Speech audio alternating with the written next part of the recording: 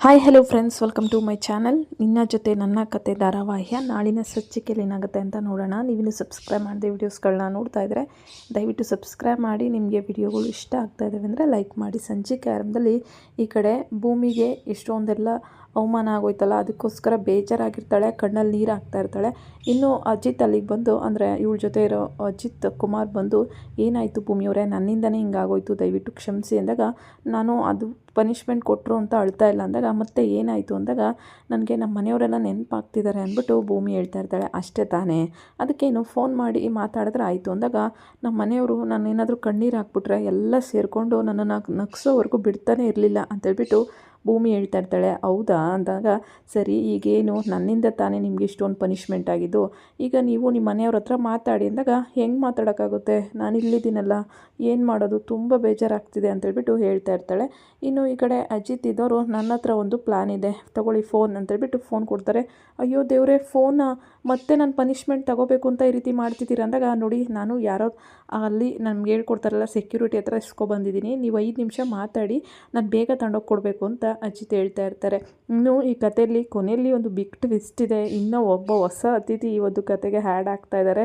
So ಕತೆ ರೀತಿಯೇ change ಆಗ್ತಾ ಇದೆ, ನೋಡಿರಿ, ನೀವು ಮಿಸ್ ಮಾಡ್ಕೊಬೇಡಿ ಕೊನೆವರೆಗೂ. ಇನ್ನು ಫೋನ್ ಬಂದಿದ ತಕ್ಷಣ ದೊಡ್ಡ ಸಾಹೇಬ್ರಿಗೆ ಫೋನ್ ಮಾಡಿ, ದೊಡ್ಡ ಸಾಹೇಬ್ರೆ ಅಂದಾಗ, ಭೂಮಿ ಕಂದ ನೀನಾ ಅಂದಾಗ, ಹೌದು ದೊಡ್ಡ ಸಾಹೇಬ್ರೆ, ಫೋನೆಲ್ಲ ಅಲ್ಲಿ ಇಲ್ವಲ್ಲ ಅಂದಾಗ, ಯಾರೋ ಕೊಟ್ಟರು ಸಾಹೇಬ್ರೆ, ನಂಗೆ ತುಂಬ ಬೇಜಾರಾಗ್ತಿತ್ತು ಅದಕ್ಕೆ ಮಾಡಿದೆ ಅಂದಾಗ, ಹೌದಾ ಕಂದ ಏನಾಯಿತು ಅಂದಾಗ, ಬಂದಿದ್ದ ದಿವಸನೇ ನನಗೆ 5 ರೌಂಡ್ ಹೊಡ್ಸಿದ್ರು ಅಂದಾಗ, ಅಯ್ಯೋ ದೇವ್ರೆ, ಏನು ತಪ್ಪು ಮಾಡಿದೆ ಕಂದ ನೀನು ಅಂದಾಗ, ಅದೇ ನಾನು ಸರಿಯಾದ ಟೈಮ್ ಬರಲಿಲ್ಲ ಅಂದಾಗ, ನೀನೇನು ಹೇಳ್ತೀಯ, ನಾನು ಹೋಗಿದ್ದ ದಿವಸನೇ 10 ರೌಂಡ್ ಹಾಕಿದ್ದೆ ಗೊತ್ತಾ, ಪನಿಷ್ಮೆಂಟ್ ತಾಳಿದ್ದೆ, ಆದರೆ ಲಾಸ್ಟಲ್ಲಿ ನಾನೇ ಬೆಸ್ಟ್ ಸ್ಟೂಡೆಂಟ್ ಅಂತ ಅವಾರ್ಡು ತಾಳಿದ್ದೆ, ನೀನು ಇದಕ್ಕೆಲ್ಲ ಹೆದರ್ಕೋಬಾರ್ದು ಅಂದಾಗ, ಅಯ್ಯೋ ಭೂಮಿ ಹೌದಾ 5 ರೌಂಡ್ ಹೊಡ್ಸ್ಬಿಟ್ರಾ, ನೋಡು ನಿನ್ಗೇನಾದರೂ ಬೇಜಾರಾದರೆ ಅಲ್ಲಿಂದ ಬರ್ತಾ ಇರು, ಕಾಂಪೌಂಡ್ ಇದ್ದರೆ ಕಾಂಪೌಂಡೇ ಹಾರ್ಬಿಟ್ಟು ಬಂದ್ಬಿಡು, ತಲೆನೇ ಕೆಡಿಸ್ಕೋಬೇಡ ಅಂತೇಳ್ಬಿಟ್ಟು ಸಂಗೀತ ಹೇಳ್ತಾ ಇರ್ತಾರೆ. ಅಯ್ಯೋ ಅತ್ತೆ, ಆ ಥರ ಎಲ್ಲ ಏನೂ ಇಲ್ಲ ಅಂದಾಗ, ಅಜ್ಜಿ ಇದ್ದವರು ಸಂಗೀತ ಅವಳ ಆಸೆ ಕನಸನ್ನ ಈಡೇರಿಸ್ಕೊಳಕ್ಕೆ ಹೋಗಿದ್ದಾಳೆ, ಅವ್ಳಿಗೆ ಹಿಂಗೆ ಹೇಳೋದು, ಕಂದ ನೀನೇನು ಹೆದರ್ಕೋಬೇಡ, ಆರಾಮಾಗಿರು ಅಂತೇಳ್ಬಿಟ್ಟು ಅಜ್ಜಿ ಹೇಳ್ತಾರೆ.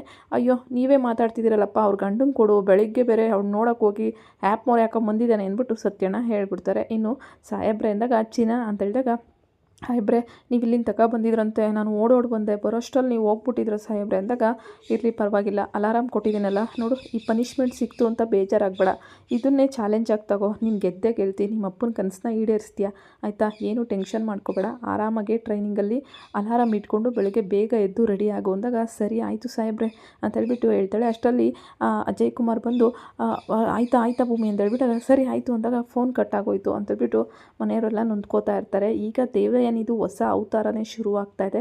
ದೇವಯಾನಿ ರಾಜೇಂದ್ರನ ಮೀಟ್ ಆಗಕ್ಕೆ ಹೋಗಿರ್ತಾಳಲ್ಲ, ಸೊ ಏನಕ್ಕೂ ಅಲ್ಲ, ರಾಜೇಂದ್ರ ಈಗ ಅಜಿತ್ ಮೇಲೆ ತುಂಬಾ ಕೋಪ ಮಾಡ್ಕೊಂಡಿದ್ದಾನೆ. ಈ ಕಡೆ ನಮ್ಮ ದೇವಯಾನಿನೂ ಸಹ ಕೋಪ, ಯಾಕೆಂದರೆ ಇಬ್ಬರೂ ಅವ್ರು ಜೈಲಿಗೆ ಹಾಕ್ಸಿರ್ತಾರಲ್ಲ, ದೇವಯಾನಿ ನಿನ್ನೂ ಜೈಲಿಗೆ ಹಾಕ್ಸಿದ ಅಲ್ವಾ ಅವನು ಅಂದಾಗ, ಅದ್ರ ಬಗ್ಗೆ ನಿಂಗೆ ಗೊತ್ತು ಅಂದಾಗ, ನಾನು ಜೈಲಲ್ಲಿ ಸುಮ್ಮನೆ ಇಲ್ಲ, ನನಗೆಲ್ಲನೂ ಗೊತ್ತಾಗುತ್ತೆ, ಶತ್ರುಗೆ ಶತ್ರುನೇ ಮಿತ್ರ, ನನಗೆ ನಾನು ಮತ್ತು ನೀನು ಸೇರಿಕೊಂಡು ಆ ಅಜಿತ್ಗೆ 6 ಅಡಿ ತೋಡಿ ಮುಚ್ಚಿಬಿಡ್ಬೇಕು ಅಂತೇಳ್ಬಿಟ್ಟು ಹೇಳ್ತಾ ಇರ್ತಾರೆ.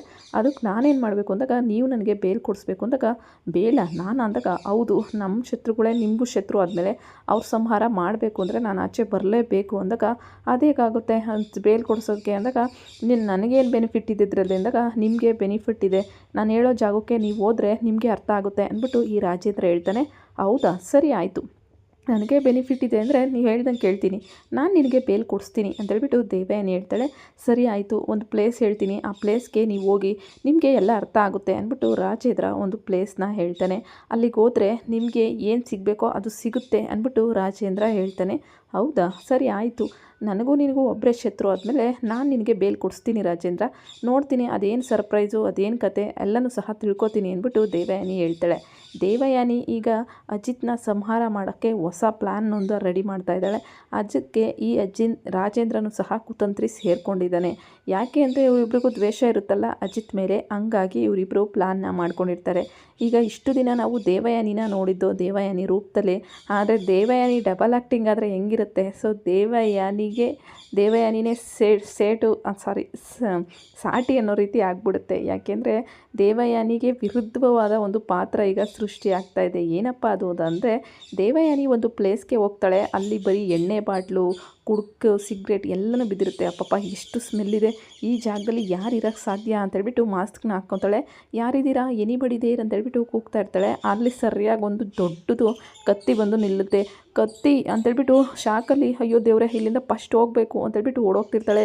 ಏಯ್ ಇಲ್ಲಿಗೆ ಬಂದಮೇಲೆ ಹೋಗೋದ್ರಿ ಚಾನ್ಸೇ ಇಲ್ಲ, ಬರೋದಷ್ಟೇ ನಿನ್ನ ಕೆಲಸ, ಕಳ್ಸೋದು ನಾವು ಅಂತೇಳ್ಬಿಟ್ಟು ಒಬ್ಬ ಲೇಡಿ ಬರ್ತಾಳೆ.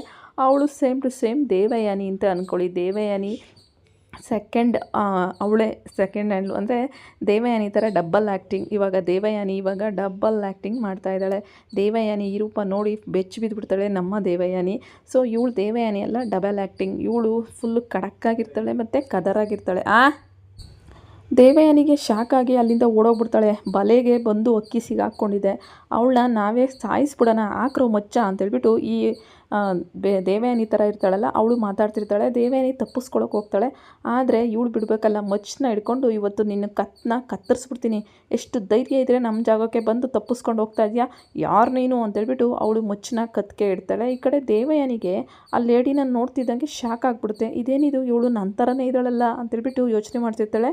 ಹೌದಲ್ಲ, ಹೇಯ್ ನಿನ್ನ ಮಾಸ್ಕ್ ತೆಗಿ, ಯಾವಳೆ ನೀನು, ನನ್ನಂಗೆ ಇದೆಯಲ್ಲ ಅಂದಾಗ, ಅಮ್ಮೋರೆ ಇವಳು ನಿಮ್ಮಂಗೆ ಇದ್ದಾಳೆ. ಏಯ್ ನನ್ನಂಗೆ ಇವಳಿದ್ದಾಳೋ ಇವಳಂಗೆ ನಾನಿದ್ದಾನೋ ಗೊತ್ತಿಲ್ಲ, ಆದರೆ ಇವಳು ಏನು ಕಿರ್ಲಿಕ್ಕೆ ಬಂದ್ಲು ಅಂದಾಗ ನಾನು ಎಲ್ಲ ಹೇಳ್ತೀನಿ ನಿಧಾನಕ್ಕೆ, ನೀವು ಮೊಚ್ಚ ಕೇಳಿಸಿ ಅಂತೇಳ್ಬಿಟ್ಟು ದೇವಯಾನಿ ಹೇಳ್ತಾಳೆ. ಏಯ್ ನಿನ್ನನ್ನು ಇಲ್ಲಿಗೆ ಯಾರು ಕಳಿಸಿದ್ದು, ಏನಕ್ಕೆ ಬಂದಿದ್ಯಾ ಇಲ್ಲಿಗೆ ಅಂತೇಳ್ಬಿಟ್ಟು ದೇವಯಾನಿ ಥರ ಇರ್ತಾಳಲ್ಲ ಅವಳು ಕೇಳ್ತಾ ಇರ್ತಾಳೆ. ಅವಳು ಹಳೆ ಹಳ್ಳಿ ಕಡೆ ಥರ ಸೀರೆ ಉಟ್ಕೊಂಡು ಮೂಗ್ಬಟ್ಟು ಇಟ್ಕೊಂಡು ಫುಲ್ಲು ಮುಖಕ್ಕೆಲ್ಲ ಈ ಬಿಂದಿಗಳನ್ನ ಇಟ್ಕೊಂಡು, ಅಂದರೆ ದೇವಯಾನಿ ವಿರುದ್ಧವಾಗಿರ್ತಾಳೆ. ಒಂಥರ ಹಳ್ಳಿ ಹೆಂಗ್ಸ್ ಥರ ದೊಡ್ಡದಾಗಿ ಬಟ್ಟಿಕ್ಕೊಂಡು ಇರ್ತಾಳೆ. ಸೊ ಇವಾಗ ದೇವಯಾನಿನೇ ಡಬ್ಬಲ್ ಆ್ಯಕ್ಟಿಂಗ್ ಮಾಡ್ತಾ ಇರೋದು. ದೇವಯಾನಿಗೆ ಇಲ್ಲಿಗೆ ಏನಕ್ಕೆ ಕಳಿಸ್ತಾ ರಾಜೇಂದ್ರ ಅಂದರೆ, ದೇವಯಾನಿ ಈ ಹೆಂಗ್ಸ್ನ ಭೇಟಿ ಆದರೆ ಅವಳಿಗೆ ಅರ್ಥ ಆಗುತ್ತೆ, ಇವಳನ್ನ ಬಳಸ್ಕೊಂಡು ಎಲ್ಲ ಕೆಲಸ ಮಾಡೋದು, ನನ್ನ ಮೇಲೆ ಯಾವುದೇ ತಪ್ಪು ಬರದೇ ರೀತಿ ನೋಡ್ಕೊಳೋದು, ಇದು ರಾಜೇಂದ್ರನ ಪ್ಲ್ಯಾನ್ ಆಗಿರುತ್ತೆ. ದೇವಯಾನಿ ಮೇಲೆ ಯಾವುದೇ ತಪ್ಪು ಬರಲ್ಲ ಅಂತೇಳಿ. ಸೊ ಅದಕ್ಕೆ ಕಳಿಸಿರ್ತಾನೆ ಪ್ಲ್ಯಾನ್ ಮಾಡಿ. ಆವಾಗ ದೇವಯಾನಿಗೆ ಅರ್ಥ ಆಗುತ್ತೆ. ಇನ್ನು ಶಾರದಾ ಮನೆಯಲ್ಲಿ ಮಲ್ಲಿಗೆ ಹೂವು ಕಟ್ಟಿ ಭೂಮಿ ಕೊಡು ಅಂತ ಹೇಳ್ತಾಳೆ. ಇದನ್ನು ನೋಡಿ ಶಾರದಂಗೆ ಹಳೆ ನೆನಪೆಲ್ಲ ಬರ್ತಿದೆ ಅಂತ ಮನೆಯವ್ರು ಖುಷಿ ಆಗ್ತಾರೆ. ಹೌದು ನಚ್ಚಿ ಹೇಳಿದು, ಹೌದು ಅಣ್ಣ, ನಮ್ಮ ಅತ್ತೆಗೆ ಹಳೆ ನೆನಪೆಲ್ಲ ಬರ್ತಿದೆ, ಭೂಮಿ ಅದಕ್ಕೇನೆ ಎಷ್ಟು ಹಚ್ಕೊಂಡಿದ್ದಾರೆ ಅಂದಾಗ, ಹೂ ಕಣೋ, ಶಾರದಂಗೆ ಮಲ್ಲಿಗೆ ಹೂವು ಕಟ್ಟೋದು ಅಂದರೆ ತುಂಬ ಇಷ್ಟ, ಅವಳು ಕಟ್ಟಿ ಇವತ್ತು ಅಜ್ಜಿತನ ಕರೆದು ಭೂಮಿ ಕೊಡು ಅಂತ ಹೇಳ್ತಿದ್ದಾಳೆ ಅಂದರೆ ಖಂಡಿತ ಅವಳಿಗೆ ಹಳೇದೆಲ್ಲ ನೆನಪು ಬರುತ್ತೆ ಅಂದ್ಬಿಟ್ಟು ಈ ಕಡೆ ನಚ್ಚಿ ಸಂಗೀತ ಎಲ್ಲ ಮಾತಾಡ್ತಿರ್ತಾರೆ.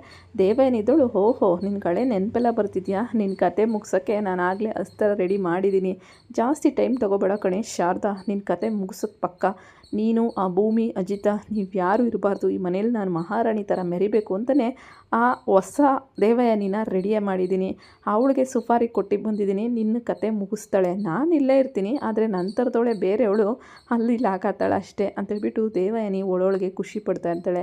ಈಗ ಡಬ್ಬಲ್ ಆ್ಯಕ್ಟಿಂಗ್ ದೇವಯಾನಿಯಿಂದ ಏನೇನೆಲ್ಲ ಆಗ್ಬೋದು ಅನಾಹುತ ಮುಂದೆ ನೋಡಬೇಕಾಗುತ್ತೆ. ಒಟ್ಟಿನಲ್ಲಿ ಅಜಿತ್ ಎಲ್ಲನೂ ಭೇದಿಸ್ತಾರ, ದೇವಯಾನಿ ಬಂಡವಾಳನ ಕಂಡುಹಿಡಿತಾರ. ವಿಡಿಯೋಗಳು ಇಷ್ಟ ಆದರೆ ಲೈಕ್ ಮಾಡಿ. ಡಬಲ್ ಆ್ಯಕ್ಟಿಂಗ್ ಬಗ್ಗೆ ನಿಮ್ಗೇನು ಅನಿಸುತ್ತೆ ಒಂದು ಕಮೆಂಟ್ ಮಾಡಿ.